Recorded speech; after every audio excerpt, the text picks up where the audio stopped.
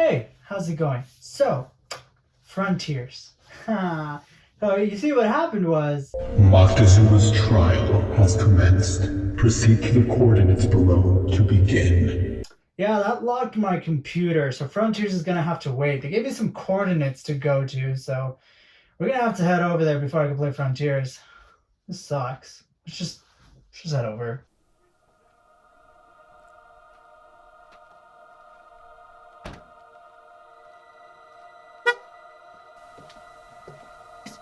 It's the place.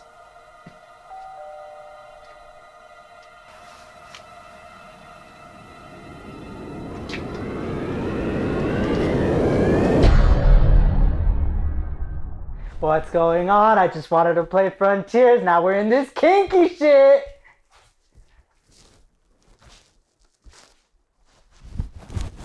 Welcome, leader of the Saints.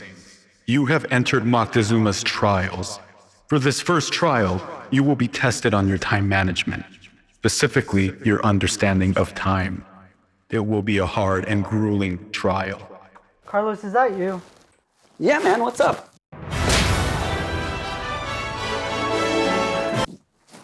What are you doing? Well, me and my brother saw how stressed you were with your university, so we wanted to do some fun stuff. So we came up with the Moctezuma's trials. But I was just about to play Sonic Frontiers. No, man, I got something better than Sonic Frontiers. Walk with me, boss. Oh my god, yes, I love these games. No, the one behind it. What's a Blasto? Looks like Mr. Incredible. Seriously? Dude, Blasto came out in 1998. Mr. Incredible came out, what, 2004? Like, 6-year difference? Bro, Incredibles ripped off Blasto. What are you talking about? Time often ruins, destroys, or distorts things we once loved. Like a carton of milk staying in the fridge too long, or you procrastinating on a school assignment. Time is tricky to master. Time always becomes a weird thing to discuss. If you grab modern standards of today and use them to analyze moments in history, everyone always looks like a monster. That is also true for games. Some games that were once held as a masterpiece back when they were first released are now treated like they were always garbage. So what if we put that to the test? Let's grab this game Carlos gave me and see if it is good or bad. It's been 25 years since Blasto originally released. Let's see if Blasto holds up to the test of time. Blasto is a difficult retro PS1 game, one that I personally have fond memories with. When we were kids, we loved superheroes. Superman, Batman, Spider-Man, all of them, but no man, I love Blasto. It had everything, shooting aliens, a cool superhero, Uranus, and babes. Wait, what was that about Uranus? It's where the game takes place. Let me just jump into the story so you don't get lost. An evil alien named Boss the Terrible has sought out to enslave our women, eat the children, and do horrible things to the cows. Bosk has been banished to the 5th dimension and wants to punch a hole in the space-time continuum, creating a bridge to Earth and establishing a bridgehead on Uranus. Enter Captain Blasto, protector and hero of Earth and our universe. Captain Blasto gets a video call from Admiral Bigshot, who informs him of Boss being up to his old tricks. Blasto, being the hero he is, heads to the spaceport that orbits Uranus. After traversing the spaceport, shooting some aliens, and saving some babes, Blasto eventually gets to an escape pod that penetrates Uranus. Damn. After reaching the escape pod, you crash land and traverse the desert of Uranus. Does Uranus have a desert? Mine doesn't. Doctor checked last week. Okay. The desert holds the gateway between the 5th dimension and our own. Bosk has recruited the local nomads and ant colonies to help his invasion. After going through the desert, the anthill, and taking a swim, Blasto defeats the nomad leader and travels to the 5th dimension. Blasto ends up in Alienville, where you are introduced to Tiny, the 12-foot-tall man-eating snarf. After traversing Alienville, running away from Tiny, and beating the Eyebot boss, you reach the Spire Maze, with it being the final climb to Boss Fortress, the Dark Citadel of Despair. After reaching Bosk's fortress, you travel to the alien ruins. Blasto then swims in the alien sewers and goes deeper into the ruins where Tiny makes his return. This time, you gotta kill him, as he is guarding the final switch and the final babe. And after him, you go fight Bosk. You show him who the man is. After his defeat, he bribes Blasto with some babes. I would have accepted. Simp! Blasto, being the hero that he is, rejects his offer, although he did consider it. As a failsafe, Bosk initiates a self-destruct sequence, and Blasto needs to get out of there. He finds a rocket and escapes, ending the heroic adventure of Captain Blasto. You said this had to test my understanding of time, but that was just the story. What does that have to do with time? That's the thing, that was the story in the game, but back then they had stories elsewhere. See, you forgot about the manual. This game came out in the 90s. This is a time more focused on gameplay than story. Blasto still had more story and details in the manual. Taking the time to read over the details gives a better understanding of what's going on in the game. See, I am teaching you the importance of time already. Blasto's developers took the time to add story points in the manual, but while I am having you read it, you don't have to read it. But they took that time and care to help players better understand the world they created, and to be better immersed in Uranus. Our story summary was very much influenced by the manual, since some details you may not notice in the game. But honestly, you don't need to read the manual for more story points, but it is very charming. That's one thing I want to praise the developers on. The developers put a lot of charm and effort into the game. You think a game of this time wouldn't have, but they did. Someone on this development team must be super nice, because they really didn't have to put this much effort into the world building, but they were nice enough to do it anyways. The developers had inspirations for the Blasto character from Buck Rogers and Flash Gordon, while wanting the atmosphere to feel like something from Marvin the Martian and Duck Dodgers from the Looney Tunes universe. This game's development was during the time of companies creating their mascots. Nintendo created Mario in the 80s, Sega created Sonic in the early 90s. PlayStation had Crash and Spyro as unofficial mascots, but since those two characters were technically owned by Universal Interactive, Sony needed their own internal teams to create their official mascot. I don't think they succeeded in making Blasto Sony's mascot, but do you really think they were trying to make him the mascot? Well, here's the thing about Blasto. This game started development in 1995, about 1 year before Super Mario 64 and even Crash Bandicoot released. Keep in mind that the all-new PlayStation console was released in 1994 in Japan and 1995 everywhere else. The somewhat small development team was charged with creating the potential mascot for PlayStation. Despite the rather small development team, they were able to create a character who was very cocky and funny, and hearing the character's many lines is something one cannot get tired of. He is not kidding. Throughout the adventure, you are going to be enjoying the writing of this game. The world is creative. They have funky music that picks up when fighting aliens. Yo, the soundtrack rocks. Each level has about 4 or 5 different track variants, but the way they are approached is seamless. If there are no enemies, the music will be quieter and more chill. If an enemy appears, the music will blast and raise the intensity. Each level has their own invincibility theme. Chuck Dowd was the composer, and even while using the MIDI format, he definitely nailed it and gave the game another quality that most games of back then did not have yet. The music can range from space-like to Arabian-like, tribal-like, and it gets darker and more atmospheric by the end of the game. There's a good soundtrack in this game, and the music keeps you immersed in the world of Blasto, overall giving you a good time. What adds to that good time is Blasto himself. He says one-liners quite often, but never to the point of annoyance. He is cocky, but puts his money where his mouth is. Those lines will put a smile on your face while playing, and Blasto himself may say lines that you agree with. Oh, now a desert! These lines are entertaining, but I think that's thanks to the writing and voice performance by Phil Hartman. Phil Hartman was a very popular comedian in the 90s. He was best known for his appearances in Saturday Night Live and his voice portrayal as Troy McClure in The Simpsons, and he's also the weird neighbor from Jingle All the Way. Oh, Howard, excuse me, but your wife's cookies are out of this world. Put that cookie down! Now! While thinking of a voice for Blasto, the developers often made up voices similar to the voices Phil Hartman would do in his comedy skits. Sony was able to secure Hartman's talents for the game. That's another reason why I believe Blasto was to be PlayStation's mascot.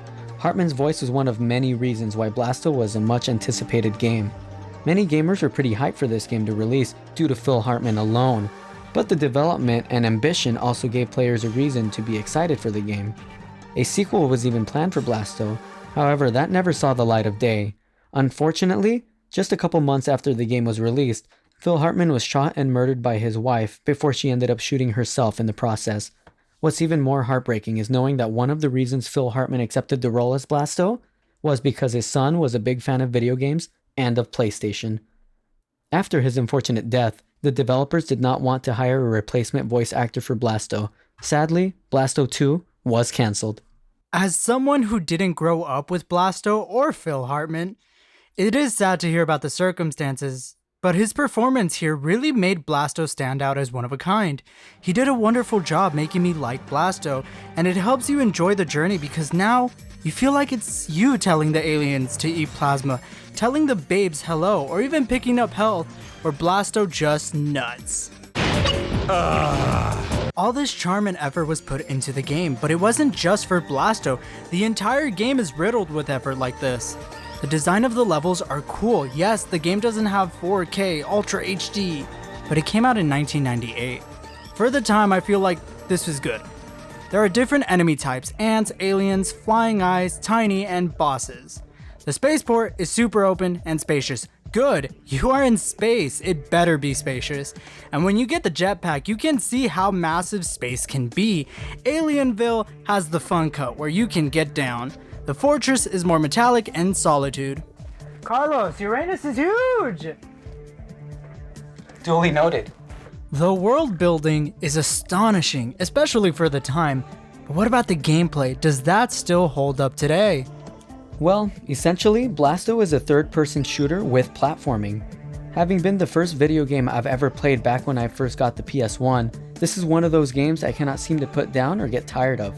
The game combines the platforming element with shooting game elements very well, and there will hardly ever be a dull moment here. All this is done while you save babes, and let's face it, being rewarded with lives, health, and ammo for saving them makes it feel worth it to be a superhero.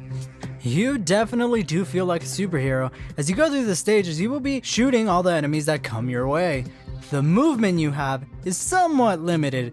Blasto operates with tank controls, which takes a bit to get used to, but once you get a feel for it, it doesn't feel too bad. If there's an enemy behind Blasto, you will have to turn Blasto all the way around. The good thing is that by holding back and pressing X, Blasto will do a backflip. This will be useful when you need to turn around in a snap. Just be careful on small platforms. It's kinda weird actually because he controls beautifully when jumping, so his tank controls are not a limitation when platforming. However, you also have to focus on shooting the enemies. Along the way, Blasto will come across many different enemies. Enemies can range from paratroops, which are the ones you'll be seeing the most of. These green aliens can come in 3 levels. The Mark I aliens wear pink and are the easiest. Mark IIs are dressed in orange, and Mark IIIs are dressed in red and are the toughest. You can also see these green aliens in hoverboards and even in attack saucers where they can enlarge your head and explode it off. On the topic of flying enemies, you will also fight Eyebots and lesser spotted Zargon jellybeans. Those two also have stronger variants and get really tough. As stated earlier, once you reach the desert of Uranus, Blasto will encounter Uranian red ants, Uranian nomads, and even paratroops in the Aqua division for the underwater levels of the game. Basically, they are aliens with scuba gear, and they hurt. Later in the game, you'll see the toughest enemies yet. Evil black creatures with spooky red eyes, yes, that's what they're called as per the manual, and Bosk's elite guards. These enemies will not show mercy, so Blasto has to use his Blastomatic to shoot them down. By pressing the square button, Blasto can shoot the enemies. At the beginning of the game, the enemies will each take 2 shots to kill. However, by holding down the shoot button, Blasto can charge up his laser and straight up decapitate the aliens and take them down with 1 hit. Blasto's standard weapon isn't all that powerful, but by picking up the Tetrawatt charge-ups, the damage of his weapon will be doubled. Collecting 1 power-up will give Blasto 200 Tetrawatts, but collecting 2 of them will give Blasto 300 Tetrawatts, tripling the damage of his Blastomatic. He also has different types of weapons that can aid you in the fight. There are a total of 7 sub-weapons, each with their own different attributes. You have the Crispy 500 Flame Spitter and the Choco 350 Ice Blaster. These two act basically the same. One is a flamethrower and disintegrates enemies, the other is an ice gun, which freezes enemies and melts them into water. But if you double tap the circle button, it can launch a grenade that does tons of damage. Just keep in mind that by using the Choco grenade, enemies won't melt you'll have to shoot them and shatter them into pieces. You have the Atom Dicer Rapid Fire Plasmatic, which is your rapid fire gun in moments where you get swarmed. The Loken Burn Heat Seek 360 is your heat seeking missiles for when you just want the enemy to leave you alone. The remaining weapons are a little bit more elusive. The Nuke-O-Matic Atom Scatter 9000 literally acts as a screen nuke and wipes out almost anything around you in one shot. This weapon also comes in handy when there are a ton of enemies cornering you. The game is pretty violent. Just look at how the enemies fade away after being nuked. Terrifying. The Xenomatic Instant Alien Generator is one that seems very useless early on into the game. It spawns in enemies. Who the heck would want to spawn in more enemies? Aren't there enough already? However, later in the game, you will find some use for it. I can say the same thing for the Fission One-Shot Mega Blast. We'll get to those weapons later. All these weapons and charge-ups sound great, but there is one major thing to keep in mind here. If you die, you lose everything you've collected, bringing you down to the standard 100 Tetrawatt Blasto-Matic. It isn't all too bad on the first few levels, as most enemies only take about 2 shots to kill. But once you start encountering the stronger variants of the enemies, dying and losing all of your charge-ups and special weapons would essentially make the game a lot harder. So here's a word of advice: try not to die. While running and gunning, you can also dodge pushing the L2 or R2 buttons. This feature is important. Without sidestepping, you will not get very far. This will be a lifesaver for you because you can dodge the enemy's gunshots and evade everything they throw your way. Or you can use it as a speedrun tool once you get the handle on things, which is one of the ways you will see improvement because the game will kick your ass. It is difficult, so many enemies are going to be thrown at you, but that's not even jumping into the biggest hurdle in this game, which is actually the progression in the levels themselves. Progression in the levels work like this. You will come across a barrier labeled as number 1. To unlock that barrier, you must find the number 1 switch. It's not so bad when you begin. The first level has switch hunting in a rather small area, but as early as the second level, you will see 3 barriers all at once, requiring you to hunt for switches in the correct order, in a stage that's almost twice as big as the first level. Not only that, but the last switch to get is the exit switch for a barrier that is relatively far from where the actual switch is located. What the fuck is this? Level 1 is the tutorial for this design, but it picks up very fast. It does add more desire to explore the levels and see what you can find, but after a while, you kinda just want to get the move on. It is mainly a problem you will see when you get to level 3 and level 4, and level 7, and level 8, and level 9. Basically, most of the levels do that. There are hints for you on where to go, but that doesn't guarantee you will go the right way, so you could go in a direction to find lives, weapons, or a babe, then later find out it's a dead end.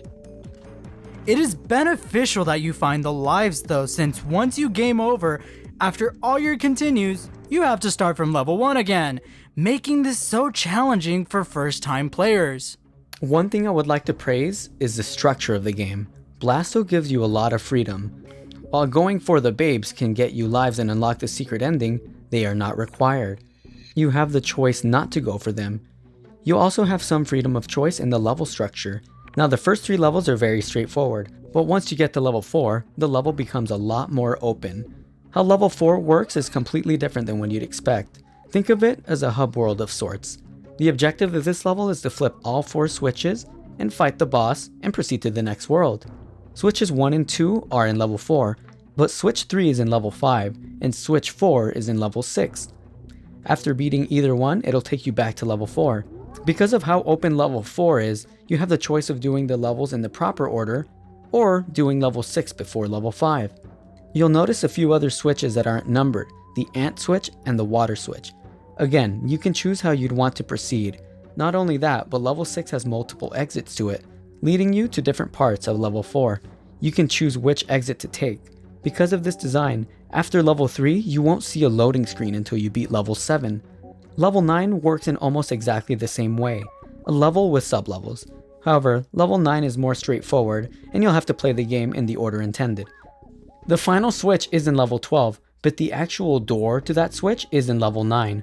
Once you go through that door, you can reach level 13, the final level. Yeah, the structure is great if you know what you're doing, but if you don't, it sucks because you are struggling to find where to go. That would be okay if there was a simple way to correct mistakes, maybe like a save system, but even Blasto's save system doesn't show mercy when it comes to helping you out. Here's the thing, Blasto does have a save system. However, it saves your progress exactly where you leave off, meaning your health won't refill, your lives won't increase, and your continues won't increase either. You know what that means? If you have used all your continues and are on your last life with a tiny bit of health and you manage to find a save point, when you load up that save file, the game will load up with 0 lives, 0 continues, and the same amount of health you had when you saved, rendering the save system pretty useless for first timers that are struggling with getting to the end. The game did come out in the 90s, but even games like Crash, Spyro, Mario 64, and heck, even Sonic Adventure had save systems where even after getting a game over, you can simply just restart the level you're on and try again. In Blasto, you have 3 continues. The only way to gain more continues is to defeat every enemy in a level, which is easy in the first level, but anything after that is easier said than done. I get that giving infinite continues would basically give players an infinite life system, and that was a big no-no back in the 90s, but again, for newbies, that is a bit too punishing. So come on boss, prove to me that you're fit to be the leader.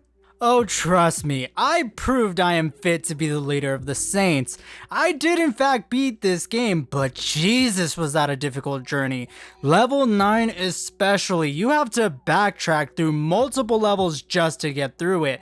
The game makes you do this just to defeat Tiny. When you find Tiny, you have to go back and get the big gun in order to proceed, but if you die at any point making your way back to Tiny, you have to repeat the process again. You picked up another weapon, that sucks, go back and get it again. You died, go back again. Use up all your shots, go back and get it again. Level 4 can be bad too, since the desert of Uranus is freaking enormous.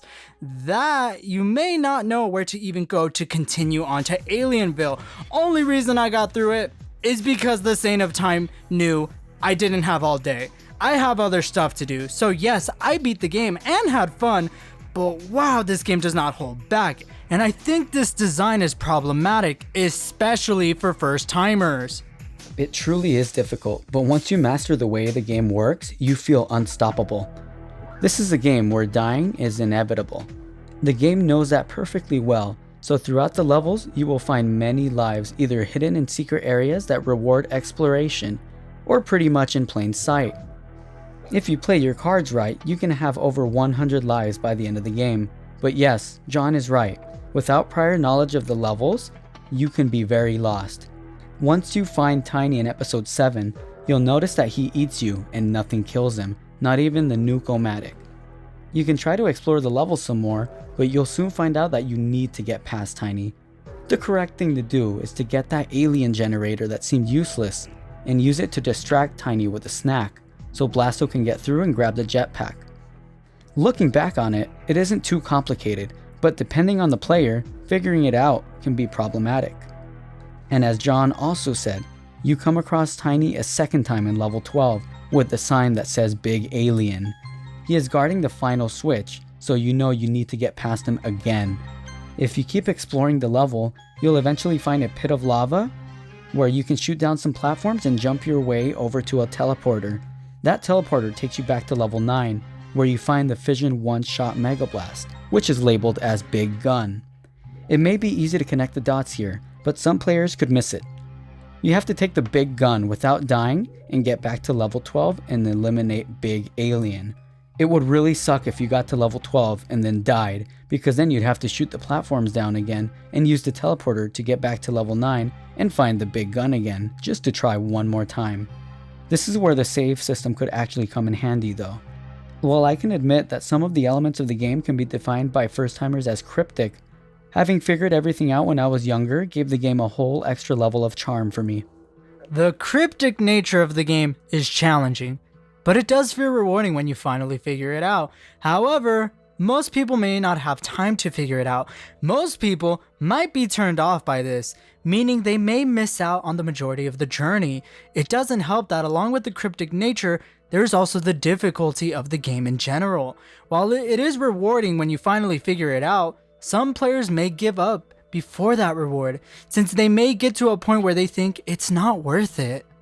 Honestly, those elements start as early as the first level. You see, the first babe you see in the game is unreachable. If you try jumping for her, you will fall.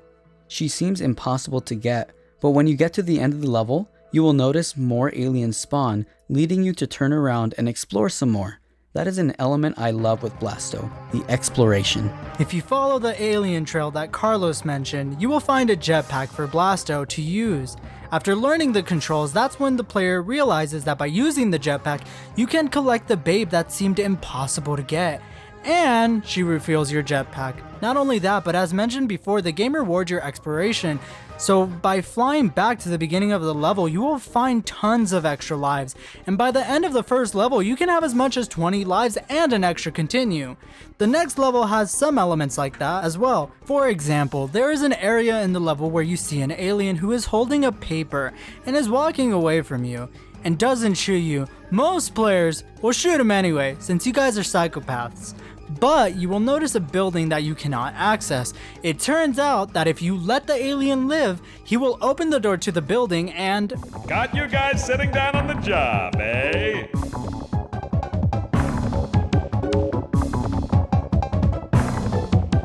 From here, you have a few choices. You can let the alien live and let him do his business and leave, or you can kill the alien and be rewarded with a weapon, health, and a few extra lives. Or you can just clip through the door if you kill the alien. No matter which option you choose, you will probably find that situation a little funny. There's also another secret involving this scene, but we'll cover that a bit later. As we were saying earlier, newcomers will most likely have mixed opinions on their first playthrough. But nothing makes me happier than seeing how newcomers approach the do not press button. In the first level, you will come across the first do not press button. Now, ask yourself this, would you press it? The majority of people I've seen play this game always do. I am always asked what it does, but I always reply with, it says do not press. If this button is pushed,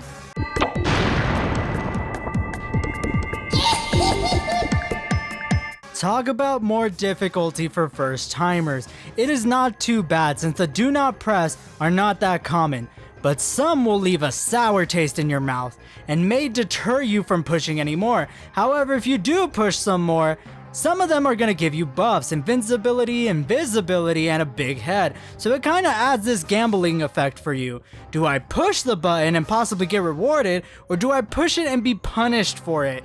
It is not like the game is already challenging enough to begin with. that first do not press button will leave a bad impression on anyone. However, that was done intentionally.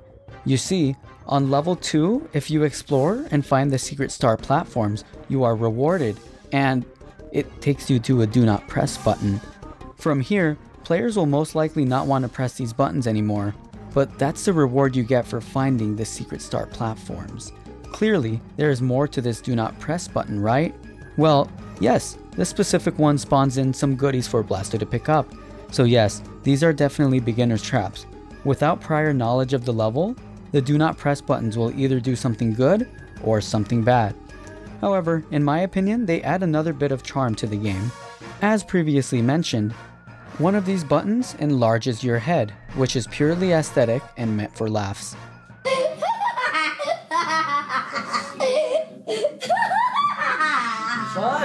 No, I disagree. While I think the good ones are awesome, the bad ones make me not even want to touch them. But if you do push later ones, some of them are a bit more interesting. These do not press buttons in level 7 are spelled backwards. If that one is pressed, your controls will be messed with. The D-pad will turn into action buttons, and the action buttons will turn into movement. This can only be reversed by pressing another do not press button in the same level. Other do not press buttons can straight up kill you just like the first level. Another one gives you a cycle of all the special weapons. This one is near the end, so if you survive long enough, you can use all the weapons against the final boss. Another button gives you invisibility, which reminds me, There are a few power-ups and pickups we forgot to mention. Obviously, there are the extra life pickups. The red ones give you 1 life and blue ones give you 2 lives. There are also the health pickups. Green gives 50% of health, blue gives 100% of health, and red gives 150% of health. As John said earlier, when health is picked up, not only does it feel good to see your health bar go up, but it is accompanied by Blasto's dialogue. Ah, that's better. There is an invincibility power-up that turns Blasto gold and shiny, and gunshots deflect right off of him. And there is the invisibility power-up. With this one, Blasto will become translucent and enemies will not be able to see Blasto. Enemies for some reason still shoot, but they don't know where to shoot, and it's kind of funny seeing them look for something to shoot at. One particular do not press button we should mention spawns in ground burst turrets, one of the most annoying obstacles that shoot out heat-seeking mines. These turrets only get damaged with charge shots and become a problem in level 12 when you see them pop up everywhere. And they one-shot you if you touch them, and it spawns too many mines. Sure, they can be shot, but when they're all flying around and homing in on you, it can become overwhelming, leading to many cheap deaths. This is where those weapon pickups can come in handy. You can eliminate those ground burst turrets with a few shots. They aren't the only enemies that take damage from only charge shots, however. The majority of the boss fights in Blasto can only be damaged from charge shots. The Centaur Cops and Zero-G Tentacle Beasts do not need charge shots, so they can be killed with normal shots, or of course with special weapons, including the rapid fire, which is the quickest and most effective weapon on these bosses. In the desert world of the game, you will fight 2 bosses. The first desert boss is Ant Bob, the ant leader and necromancer. Before the fight, you will see 2 ants carrying a babe, a chick on a stick. You can either shoot them and save the babe, or you can follow them to see where they take her. If you follow them, you will see them take the babe to Ant Bob for ritual.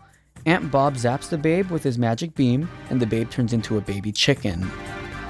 Anyway, Ant Bob likes to teleport all over the place and shoot some magic beams at you. While only charge shots can harm Ant Bob, he can be easily killed with 2 grenade shots from the Flame Spitter. Now before I talk about the second desert boss, there is also one thing we should show you. Hey boss, you know how Mario has Yoshi, a dinosaur he rides on to help him kill enemies? Yeah, why? Well, Blasto also has an animal he can ride on in the desert level. It's probably not what you'd expect. Here he is. This is a Zenubian Scuttlewomp. What's a Zenubian Scuttlewomp?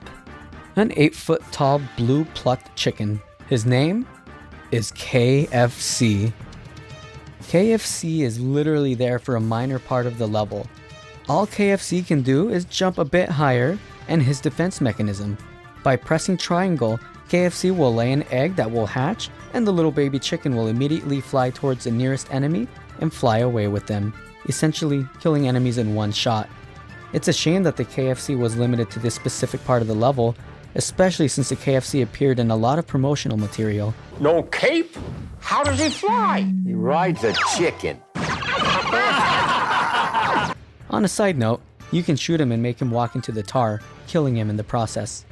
You're a psychopath if you do that. KFC did nothing wrong. I will not allow the abuse of animals here. Come, KFC. Let's commit war crimes together. Once you get to the end of the desert level, you must fight Caspa, the nomadic tribe leader, before you can proceed to the next level.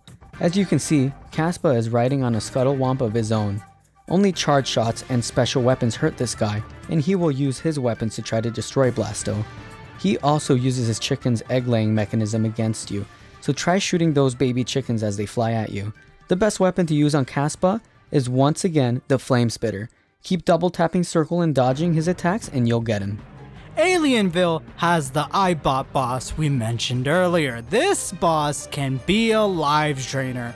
At first he shoots you with lasers, not too bad, but once his health gets low, he starts shooting insta-kill lasers that decapitate you. The only way to avoid it is by flying away using the jetpack or by sidestepping, and that's another problem I had with this game. Besides the flying enemies always swarming you at the worst times, and now it turned into a boss fight. The sidestepping gave me problems as well. While the dodging is pretty great during these boss fights, There are times where you may sidestep right into the boss or right into the attack. Honestly though, sometimes it does feel like it's the player's fault, and not the game's, which is great to say the least because it's not a developer's short sight or the game being cheap. Sometimes looking at what happened, I can honestly say it was my fault. The dodging mostly works on solid platforms over bottomless pits. It doesn't work all the time, as John experienced on his playthrough. Most of the time, in the American version of the game at least, an invisible wall will protect you from sidestepping off the edge. When it doesn't work, that's a life lost, along with any weapons and or charge-ups you had. So when playing, you'll have to keep in mind that you may sidestep off the edge. Personally, I don't experience this problem all too much. Once in a blue moon, it'll happen, but not to the extent as how much it happened to John. Just so you know, I was using an emulator, and I personally feel like it's why I had that issue. But while I had that issue, I still didn't find it too bad to play. Carlos did say, however, that I was playing on an extra hard mode because of it, but I still felt like the dodging mechanic still worked when I needed it to. Anyway, the Eyebot boss can be taken out easily with the Ice Blaster. If he's far, just hold circle. If he's close, use the ice grenades. The final two bosses, besides Tiny, can both be taken down with normal shots, making them much easier. The final boss can be taken down with any weapon from the game, but the rapid fire with a full charge up will annihilate him. Both phases. Nukes can also destroy both phases, just don't be too close to him, otherwise he'll stomp on you. You can collect the jetpack on the first phase as well, but if you fly too close, he'll slap you. The last boss we will talk about is an optional one. To even get to him, you'll notice these two platforms that are sensitive to weight. Standing on them brings down another platform. That's right, you're gonna need the alien generator to get aliens on both weights to bring the platform down.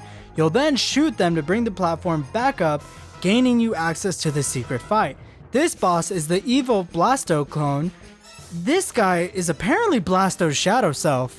Oh, this is so cool. As a psych major, this is great. Shadow Blasto says he's the Blasto that used to step on snails, implying that when he was younger would hurt animals, which is a factor to consider when dealing with psychopaths.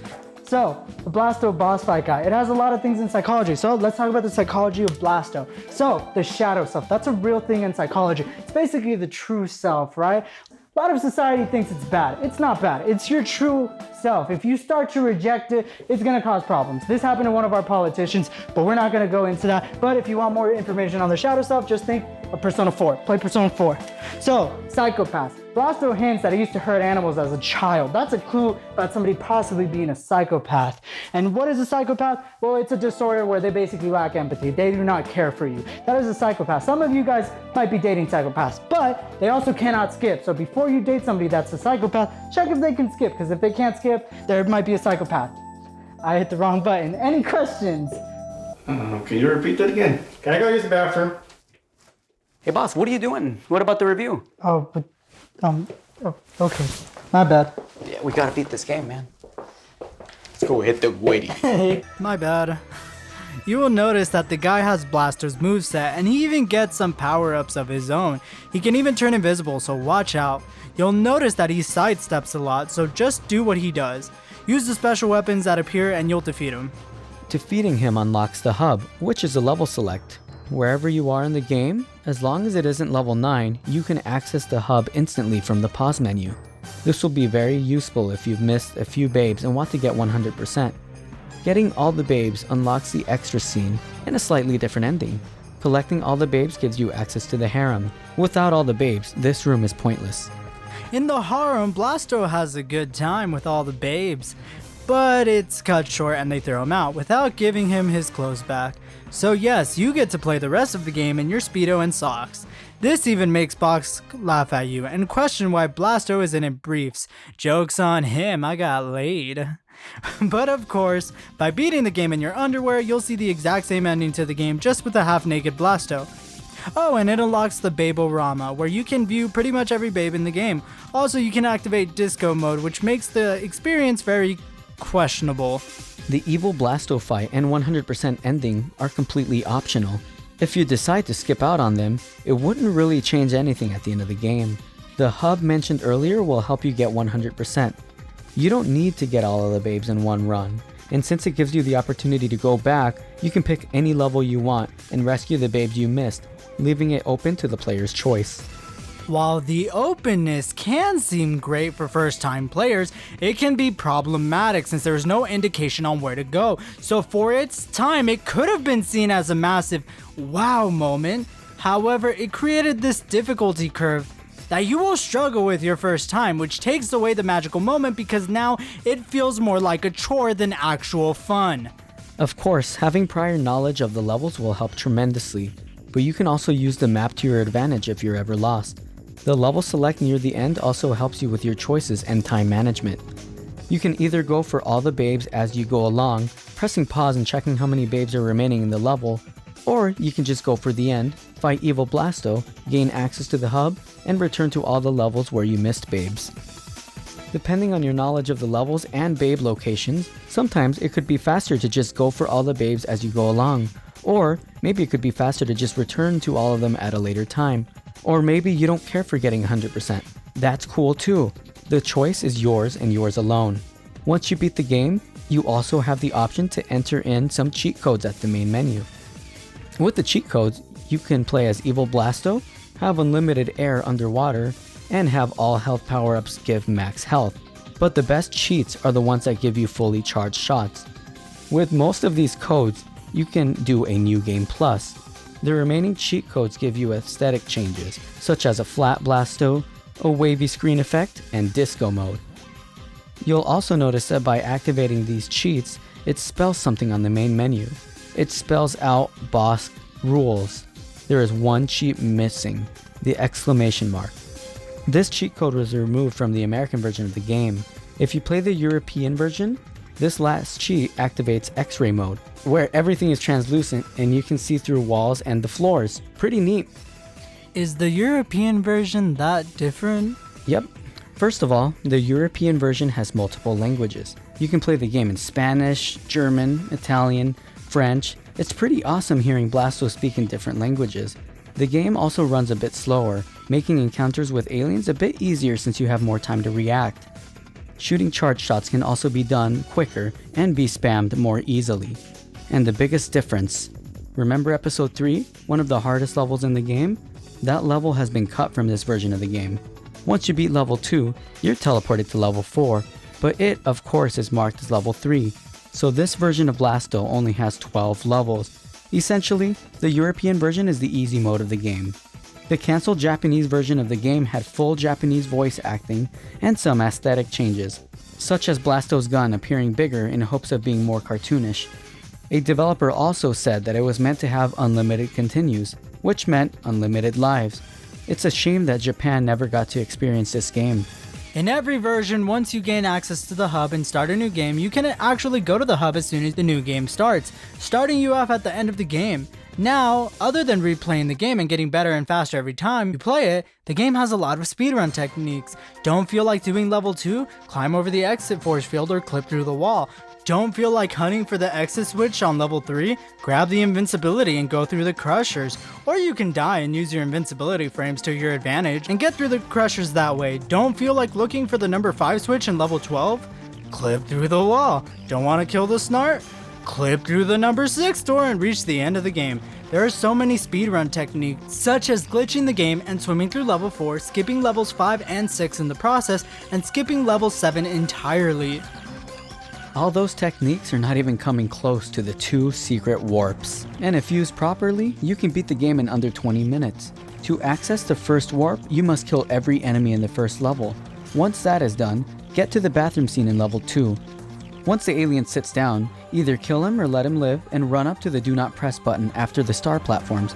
Turn right and jump into the distance. You will land on an invisible warp platform that takes you to level 5. After meeting the requirements in level 5, the warp here takes you to episode 9. Either fight evil Blasto, or to save time, clip through the wall and make your way over to episode 13 and finish the game. By playing casually, I was able to beat the game in about 12 minutes. As of right now, the world record is just under 8 minutes. Obviously, if I improve my skills, I can probably get faster and faster. The point is, the more you play the game, the better you get at it. The more you play, the easier it becomes. The speedrun tactics will not appeal to everyone, and yes, playing the game more will make you better and possibly increase your enjoyment of the game, but the fact that there are no clear indications on where to go along with the difficulty, it makes this game hard to recommend because this is a problem that casual gamers may not like. Even hardcore gamers may not like it because it is not fun when you get lost. Lose your lives at level 4 and having to go back to level 1 sucks. It is unfortunate because the game can be a good time, but is that because of the game standards we have today? Modern gaming has removed a lot of those problems and games overall are getting way easier. So is that a case of time distorting the game? Are the standards of today hurting the enjoyment of Blasto? Gaming was changing dramatically around this time, so while things were improving, games still had certain problems. If I look at this game through the lens of back then, yeah, I think this is fine. But then again, Sonic Adventure and Super Mario 64 had save systems, and were not that harsh on gamers. Those games were a lot more forgiving. So should I look at Blasto with the lens of today or back then? When the game came out, it was met with mixed reception due to its difficulty. Not only that, but the long development cycle most likely hurt the game tremendously. I mean, the game was in development since 1995 and came out in 1998. In those 3 years, many other games had come out and had their own take on 3D platformers, Crash and Mario being the prime examples. Those two did not have tank controls, so going from those games to this game can alter one's perspective on it. If Blasto had come out before those games, people would have had a different approach to it, as the concept of 3D gaming was still relatively new. Blasto is a fun game, but that difficulty is a point that can cause players to not have fun. The directionless nature, the hard fights you can get in, and the overall unforgiving nature of the game. Jesus, I can't recommend this to everyone. I did have fun, but it was still kicking my ass while playing, and sometimes I would feel the burnout, and also had someone guiding me where to go.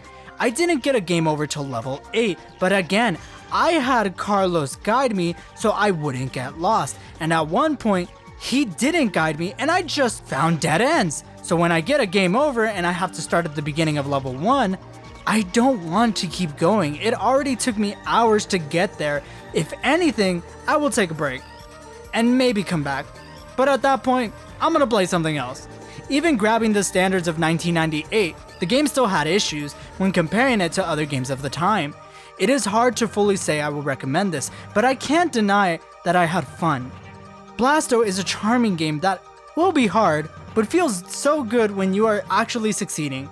But if you want to play this game, treat it as a video game that you may want to beat just to say you beat it. If not, then this game can fall into the sands of time, not necessarily forgotten, but not a game that needs to be played. Man, could you have imagined if they actually came out with Blasto 2? How many problems would have been improved? How many mechanics would have been expanded upon? Maybe they could have added permanent charge shot upgrades. Maybe they would have made use of the dual analogs and have it control like a third-person shooter from nowadays, such as Mass Effect, all with platforming. Maybe we could have seen more character development for Blasto. Maybe it could have been a very popular gaming franchise. All these things are what I can think of when I ask the question, what if? Time definitely has been flying by, for me, for so many others. Time is a precious thing we must cherish and use it wisely. Nobody truly knows how much time they have left. After 25 years, the game still has a small following. People like me, people who adore this game to death and praise the developers for making something with so much passion, so much attention to detail, so much love. While the game may not be perfect, especially by today's standards, Blasto will always hold a very special place in my heart. I still remember playing the demo disc, seeing the floating rocks in the demo. I remember hearing Blasto say going down as he fell to his death. I remember my dad taking me to pick this game up at GameStop. This truly is my favorite game. That's why I share it with so many people. It doesn't take itself seriously, and I think that's important in life. You can't be super serious all the time. We need excitement in our lives. This game is one of a kind. It's what made me fall in love with video games. Blasto was my hero. Phil Hartman was my hero. And most of all, the developers were and still are my heroes. I reached out to two of the developers for this review to reflect on Blasto's 25th anniversary, Dylan Cuthbert, lead engineer for Blasto, who also made Star Fox 1 and 2, and is CEO of Q Games, unfortunately was too busy at the time of making the review. I extend my gratitude to him. He has been very nice. Dan Mueller was assistant producer for Blasto. He helped with the production of the game, designed some of the levels, wrote the strategy guide, and he is the voice of Boss the Terrible. My devoted legions of terror, the time is finally upon us. He is the founder and CEO of Judo Baby. I asked him if he had anything to say on Blasto being 25 years old this year. And I even asked him if he could do the boss voice. The nerd in me could not resist. He then replied with these clips, and he even offered to do a video interview with us. Okay, so I'll try the boss voice, but it's been a while. Let's see what happens. I gotta yell at him at the airport in Fukuoka. My devoted legions of terror, the time is finally upon us. To celebrate the 25th Blasto anniversary. I gotta say it's great that after all these years, people still love the game, people still enjoy playing the game, taking a moment for things like this to hear from the developers and just have fun with it. I mean, that's what that game was about. That's what we did was, let's have fun. Let's take Marvin the Martian world, let's make it a playable game in 3D space with this brand new thing, the PlayStation. 3D gaming was new. Everything about that project was new. Working with Phil Hartman was awesome. Man, so many great things. Anyways, I know you got other stuff to talk about, other things to do. I won't waste your time, but if you ever have questions, you can always hit me up. Happy to answer and talk Blasto. So, how different was it working on a game back in the 90s compared to how it is working on a game right now? Oh my God, and there's so many things that are different, but I'd probably want to say one of the most significant ones is QA. So when you're testing your games back in the old days, like early PlayStation games, Blasto days, you had to get it right. Because once that thing left the house, that was it. If you had a bunch of bugs in there, those are the bugs you got for life, you know? So you had to actually care about your customer and put everything into it before they ever paid a dime for it. Nowadays, it's like, oh, we'll just release it. The customers will be our testers and we'll just fix stuff later down. We'll just keep sending patch after patch after patch until they just can't even play because it's just updating all the time. So I think that's one of the biggest differences. And then of course you can get into like pay to play services and live. And there's just so many components now that we didn't worry about back then. It was all just purely, what is the fun of this game? You know, what is the craft of design? How are we going to make a great product? That was literally the end of the story. But yeah, now it's a lot more complicated than that. So Dan, what inspired you to develop games? How did your career start and how did it lead up to working on Blasto? Yeah, I mean, when I was a little kid, my dad, back then there was Atari was a thing and Pong, my dad had got that stuff and I was like at soccer practice, he's like, you gotta come home. And I'm like, what's up? He's like, I got an Atari. We're like, oh, game system, we're out of here. So that was early on getting nurtured from my dad that, you know, games is okay, games is a positive thing. I know some parents are the opposite of that, but my dad was cool about that stuff. So going forward as a kid, we'd ride around to arcades, playing video games everywhere. And like, that was the thing to do. Get on your bike. You know, you couldn't just get on your computer and your phone. It was like, you had to go somewhere. So that started matching like, hey, I can go out and do things, but I can still play games and have fun. And then to transition that into like, okay, yeah, a lot of people are enthusiasts. A lot of people enjoy games. How does that become a job? For me, it was like one literally just grew into the other. My enthusiasm matched with like friends of my brothers who heard that I was actually a really good game player. And, you know, this later on, I'm just like working at a pizza joint, one of my first jobs as a kid. And I got a phone call while I'm there. And it's a friend of my brother's. He's like, oh, I'm running this test department up in San Francisco. I need good game players. Your brother says you're a really good game player. Do you want to test games? And I was like, holding the phone. I'm like, is this a joke? The hell, this guy wants to pay me to play games all day? And I'm like, are you serious? He's like, yeah. And it paid like twice what I was getting paid. And I was like, I just held the phone. I'm like, hey, everybody, this is no 2 weeks notice. I quit. I'm leaving today. Like as soon as I hang up this phone. And I pretty much never went back after that. It's like I was out of normal jobs and I went to go test games. And that would seem to be like the main start of it. But a lot of testers, it's like you might be a tester and that kind of actually ends up being the end of the road for a lot of guys because they don't develop skills other than that or they don't get opportunities other than that. In my case, I was playing in tournaments for Mortal Kombat and Tekken locally, and I was a top tournament player along with a friend of mine. And so there were write-ups in these magazines about us as top players. And so then I got a phone call from Brady Games, a game publisher for magazines. And they asked me and my buddy, like, can you guys write strategy guides for us for Tekken and Mortal Kombat? And we're like, absolutely. So now we're getting paid to do that. So I'm testing, I'm writing books that are going into publishing.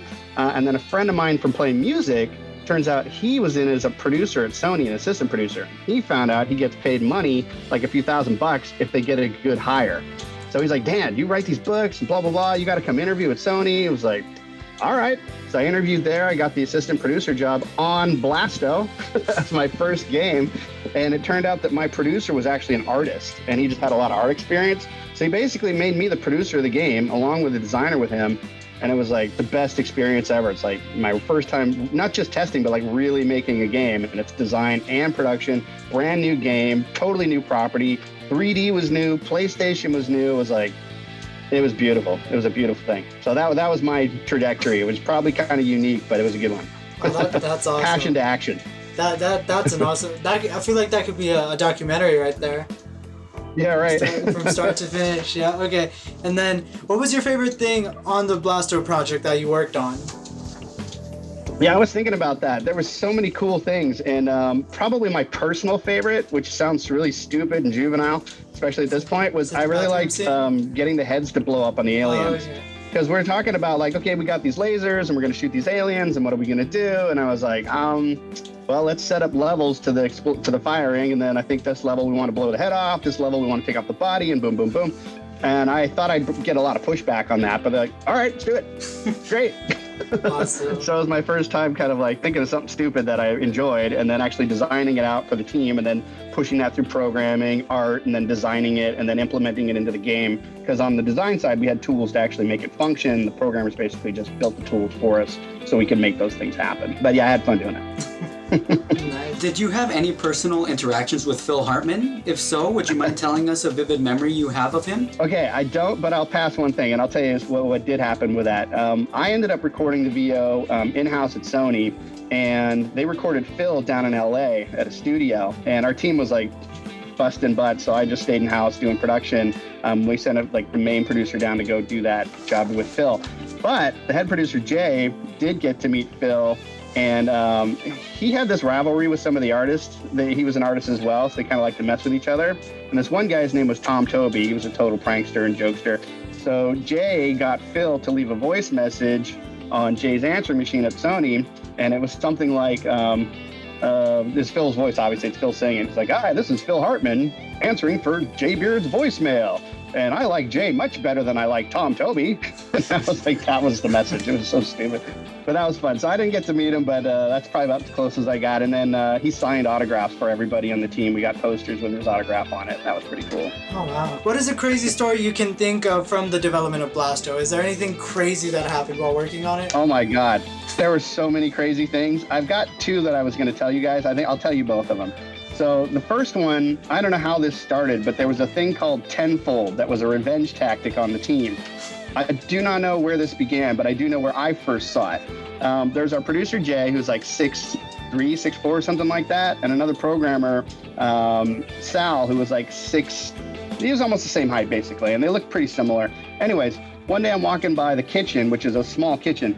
Both of them are on the floor in this small kitchen, giant guys rolling around on the floor, and the refrigerator door is like half open, and there's a tub of butter like rolling around on the floor, and you can see there's mold in the butter. I was like, this is not good, right? And you see his hand go and scoop up a giant thing of butter and jams it into this other guy's mouth. I'm like, what is going on in the kitchen? And then one of the programmers was like, oh, these guys have been fighting, I don't know what about, but they call it every time somebody does something to the other one, they're gonna get him back tenfold. So whatever happens, like the guy came out of the kitchen, he's all, tenfold, mister, tenfold. So you knew like the next thing was gonna level up the craziness. So that actually ended with one of them getting kidnapped to the desert. And apparently, I'm just saying I heard this, Sony was funding this. This could not be true. I mean, maybe that's not true. Maybe it is. I heard Sony was funding this. He got kidnapped to the desert, and neither one will talk about what happened to this day. But it did apparently end the tenfold dispute. So that was crazy story number one. My favorite crazy story number two, if you got time for this nonsense, is my boss, as I told you, is a big guy, and he's British, and there's some other British programmers there. And so we had a bunch of Brits. They're from different parts of England, and apparently that was something to like, oh, you're a Northern Brit, you're a Southern Brit, whatever. And they'd always be just having fun, making a goof about it. Work a lot of late nights, so there's a lot of just stupid talk going on. Anyways, programmers decided they were going to have a party at their house in Half Moon Bay. And our producer, Jay, says, I'm going to take a shit in your toilet. Or no, sorry. So I'm going to take a shit in your bathtub. And everyone's like, oh, yeah, whatever. And in my head, I thought, oh, he is going to take a shit in that tub. So I had been making these fake poops out of cookies. For whatever reason, I started doing this. And they look so real. People, like, you'd leave them around and, like, call wait staff to clean it up. And just, they look so perfectly real. So I rolled up a big, fat J-size one. And I hid it in my jacket and went to the party. And as soon as everybody was totally drunk, I went up to the programmer's bedroom and I laid out a fat J-sized poop in the tub. And again, it looks super real. So the next day I come back to the office, everyone's rallied around Jay and they're like, ah, rah, rah, there's a big old to-do going on. I'm like, what's going on? They're like, oh, you didn't hear? Like, no, what? Like, Jay took a shit in their tub last night, dude. That's fucked up. Really? You don't say. That's crazy. So then I go back into work with Jay. We typically work each day. We're doing Blasto design stuff. We're like side by side, just, you know, putting levels together basically. And I'm like, hey, Jay, there's these cookies. And I use them to make these fake poop. And he's like, you did this. You have to tell everybody what you did. I was like, yeah, man, I was going to tell everybody. It was just a joke. Don't worry about it. So I go into my cube and he steps out the door. He's like, everybody, come over here. Dan's got something to tell you. Everybody. Rallies the whole team at my cube. And he looks at me and I'm sitting there working on the game. And I look back. I'm like, what's up, Jay? He's like, well, tell everybody. Like, tell everybody what? He's like, tell everybody what you did with the poop and the cookies. And I was like, what are you talking about, dude? And everybody's going, you're so low, dude. You're trying to blame your producer or assistant for this? Man, you're messed up. So he was just like, you son of a bitch. He was so pissed. So I was like, dude, I'm just messing with you. Afterwards, I'm like, dude, I'm messing. I'm going to tell everybody. And then, okay, a few days later, there's a guy named Tom I told you about earlier. Tom thought it'd be funny to tell the whole studio about what happened. But he used this thing called Sony World on his email address. And Sony World goes out to every employee in Sony across the globe. Like, you could just be a janitor in France for Sony, and you got this email about this guy Jay taking a poop in these guys' tub. Anyway. Now, here's the end of that story. So 2 years later, Jay and I are working down in San Diego. We're running the studio down there, and we're working on a game together. I think ATVR from Fury, and we're like just hanging out, doing design like we did before. And he's like, kind of triggered him. He's like, hey, man, did you ever tell everybody that it was you and that cookie thing? I was like, oh, my God, I forgot about that. Don't worry, I'll go tell everybody right now. He's like, don't remind anybody. Just forget it. It's over. Nobody remembers. So those are two of my favorites from the Blasto stories. You guys had a blast then working at the studios. Oh my God. Yeah, you have no idea. Like, we were taking baths in the fountain outside, and like the executives would come rolling in the morning at 7 a.m., see us drinking beers in the fountain. They're just like, this with his team, man. These guys are crazy. It sounds like fun, huh? Yeah. All right, so it was fun. At the end of Blasto, you know, you save the babes, you kill Bosk, but the planet explodes. What happens to the babes when the planet explodes? Of course, Blasto saved all the babes. I don't know if you saw it. I don't know if you did it, but Blasto, of course, saved all the babes. He wouldn't let them perish. And if they did, he would be totally aloof. He wouldn't even know. Okay. Yeah, because we did get, more like Carlos did get all the babes. And we saw the special, the special scene and the special ending. But it was like, hey, we stole a rocket, but I don't think we ever saw the babes get on there. Yeah. Hey, that's on you. Blasto would save them all. Oh, okay. that makes sense. All right. He's just trying to help you live up to the code, you know? Yeah, that makes sense. All right. And then, so you are the voice of the legendary villain Bosk the Terrible. How did that happen? Did you have to audition, or did it just happen that they just gave you the mic and you went with it? No, so we were in-house at Sony at the time, and we had a bunch of voiceover talents come through, and they were, you know, auditioning for the part. A lot of them had done a lot of big projects, movies, games, etc. And there was basically like 4 of us on the production design team listening as they auditioned. And at least for me, I was like, it just didn't sound right. I didn't even know how to put my finger on it. I was just like, this isn't Bosk. And the team all felt like the same thing. I wasn't saying it out loud. I was kind of the new guy on the team. And everyone was saying that, and I felt it too. And then I spoke up at some point. I was like, you know, I can hear it in my head, I think. I'm not sure how to get this out of the voice talents, but I can hear it in my head. And the producer, or the sound engineer, Buzz, he's like, well, just get in the booth and try to express it. And as soon as I did it, everybody's like, that's Bosk. Like, there was no question from anybody. Everyone in the room was like, that's it. Keep going. Roll tape. That's the character. Oh, that's awesome. That's awesome. Yeah, that's really cool.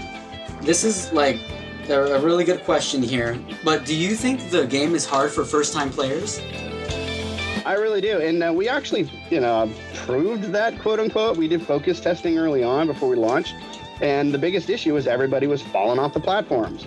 They're like, 3D gaming's new, dealing with the camera and 3D space and your character orientation. They're like, why do you have a fall to death like everywhere right from the go? and they were totally right. We're like, that is not smart game design. It's just not, right? But everyone's obsession on the team with like the look and feel of the game was we wanted the Marvin Martian feel, that world to come to life. And everybody's iconic view of that is like that platform look out in space. And we didn't want to lose that. So the decision was made by the team that yes, it's too hard. Yes, that's a bad idea. No, we're not going to change it. It's kind of like Blasto anyways, right? He's just like, that's a dumb idea. He's going right for it, So we're kind of like, this all works. We're just going to go for it. Okay. Were there any life lessons you learned through someone or yourself while working on Blasto? Yeah, I'd say kind of what Blasto himself taught us. It's like, no matter what the odds are, just go for it. Put on your best face, do your best work, go out there and give it all you got and have a good time doing it. That's cool. Okay, so a while back you mailed us a level map of like a potential level. What were, any ideas or levels that you remember that would have been an awesome addition to the game? Yeah, there were a couple of different levels that messed around with gravity in different ways. Mostly just like spires that were floating out in space and they're kind of moving and rotating, so it just changed up the platforming a little bit. We really wanted to do those, kind of ran out of time and budget. But we almost got some of it in. There's a sewer level and you're swimming through. We actually had a middle section to that where you could drop down and then land in the middle and then jump down to go swimming down, or reverse. You could pop up from the bottom, be in the kind of like air pocket area, and then jump up and swim up. So essentially you could go swimming in any direction. So that was another way we were playing with gravity. And we did put that level out, but we didn't put that mechanic in. But yeah, for me, it would have been fun to release the levels that did take that and push that concept a little further. So, Carlos had told me that originally, and I saw the ending myself because I did beat Blasto, that there was plans for Blasto 2. Had that game come out, do you personally think Blasto would have become a bigger franchise and or the official mascot for PlayStation? Yeah, I think so. And especially, I think not just that. I think if the tragedy hadn't have happened with Phil Hartman on launch day, I think we would have done great as a product. I mean, they literally pulled every dime of marketing right when the game launched because of that incident. And that was a game killer. So, yeah, I think between that incident, if that hadn't occurred and we pushed the game through with marketing and, used all Phil's fame and celebrity to drive it as well as doing the second product, yeah, I think that definitely would have brought mascot status on. I mean, especially when we look at like The Incredibles, like that is like, I mean, our lead artist who came up with Blasto was so angry about that. He's like, they just blatantly ripped me off. He's so pissed. But it shows you the power of that kind of iconic character. So yeah, I think it would have worked out pretty well for Sony and worked out well for us. Oh yeah, speaking of, so for the second game, in terms of like design, totally honestly, the furthest the team got with that was how cool they thought it would be to have Chris Rock playing Son of Blasto. That was it. That was all they were stoked about, and that was what was going to start driving the whole design. But once that thing happened on launch with Phil and everyone got back from break, everybody was on to other projects, and that was kind of that. Oh, dang, Chris Rock, whoa. That would have been funny. Yeah, it would have been. Yeah, it would have been. I think it would have been hilarious. Because when I played the game, I really, really did love Phil Hartman as Blasto. So yeah, I think Chris Rock would have made it even more hilarious. Right. Yeah, Chris Rock would have been good. Alright, so Blasto has 2 secret warps in the game. How did you guys decide on putting them in the game? And how did you guys come up with the requirements for, activating those warps? Well, there's a lot of Mario fanage going on the team, so we were like into convoluted warp scenarios.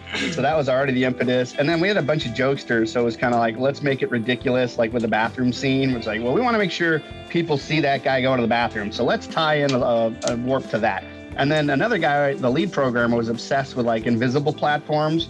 So he had to have that in. So kind of between the group of us, that's how those 2 warps came to be. And the second one was so convoluted that other people around us that were trying stuff out were like, come on, guys, this is ridiculous. Like, all right. So we just kind of left it at those 2. And then have people discovered all the secrets of Blasto? Because it sounds like you guys wanted to put in a lot. Yeah, they found the ones that were there to be found on the released product. So there were a few that were on unreleased revisions of the game. Pretty much it was about more raunchy stuff with the babe viewer that was like, somebody at the studio's like, even I'm saying don't put that out. And no, that's the kind of person who you would think would say the opposite. So we're like, all right, we won't do that. And one of them was in the intro cinematic, actually. It was totally obscene, and it was actually really well hidden. Like, you had to really pay attention. But you know how people are. Somebody would find it, freeze frame it, send it out there, and Sony would have been pissed. So there were a few that nobody found because we didn't release with them. Fortunately, those revs, as far as we know, didn't go out. I probably still have some somewhere, but I'm keeping them under lock and key. Yeah, so the ones to be found are out there. Oh, except for maybe one. There's one in like the Underground magazine, PlayStation Underground, and it just had some scenes that were really just about goofy stuff the team does. It wasn't really about the product itself. A lot of people did see that, but I found out there's a lot of people that actually had never even heard of that. Is there anything that you're working on right now that you're looking forward to or are the most proud of, such as your band, a new game, or any other projects? Yeah, actually, so I released a game, Dog Football with Jerry Rice, and that was like just a lot of fun for me. It was just silly, it was funny, it was fun, families could play it together. It just had a lot of stuff that I really loved about it. And I just watched the other day, there's a group called New Legacy Inc., and every year they do a, quote, puppy bowl, which is they're just having my dog football game play itself on auto, team against team. And there's 3 or 4 guys just commentating the whole time, having a laugh. But there's a comment section. People are like, this is better than the Super Bowl. I look forward to this every year. I freaking love this thing. And that, you know, makes me feel good as a designer to see people enjoying what I do. It's like, it's out there, people are experiencing it and they're loving it. And you know, what I tried to get across to them through that product, they received it. So I love that. And so I'm working on a sequel to that right now, which is Dino Dogs Football, which is basically dinosaurs and dogs have been crossbred. So it'll be like a Stegopoodle or a Pit Rex running around. So they're still playing football, but there's a lot of sci-fi to it. There's like teleporters and like a bunch of crazy stuff. And I'm doing that with Marshawn Lynch. I've got all his voiceover recorded. So I'll have Jerry Rice and Marshawn Lynch in that one. Probably other people too. I'm going to try to go after Tom Brady because now he's retired. Maybe he wants to be in a game. I don't know. Have a little fun. We'll see. But yeah, so I got to go raise all the money for that. I got to finish the demo video. I got artists working on it right now. And yeah, that's probably the most fun I'm having with new products right now.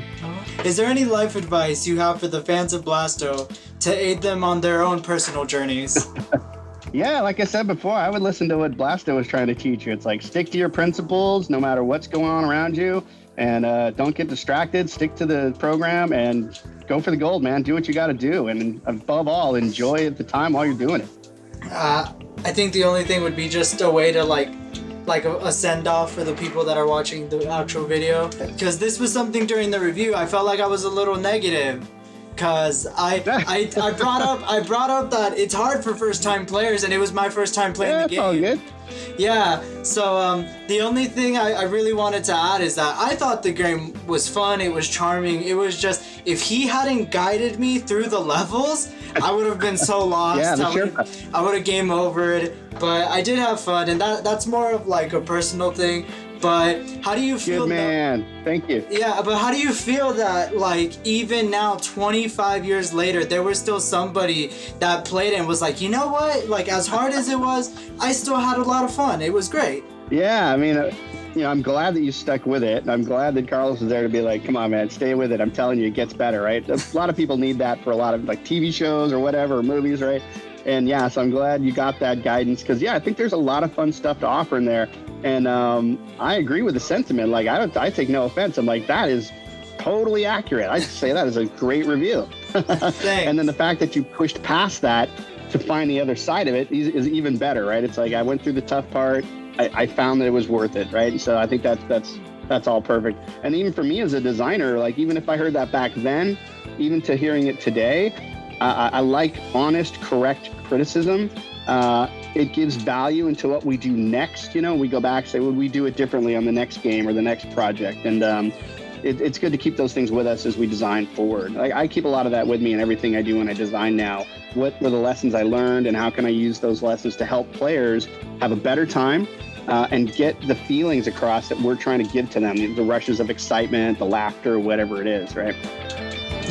We don't want to take too much time away from you. Do you have anything else? I just want to say thank you, Dan, for everything. You've been amazing, you know, so everything's appreciated by all of us pretty much, so yeah.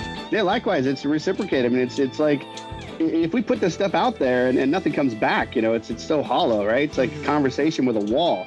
But when, you know, people reach out and they're like, oh man, I love this, I had a great time, hey, I've got some questions or whatever, to me, that's an amazing part of this, is because normally a conversation is not expected. It's product out, fans do their thing, and there's kind of this wall in between. But when that wall is not there, to me, that makes the system more holistic.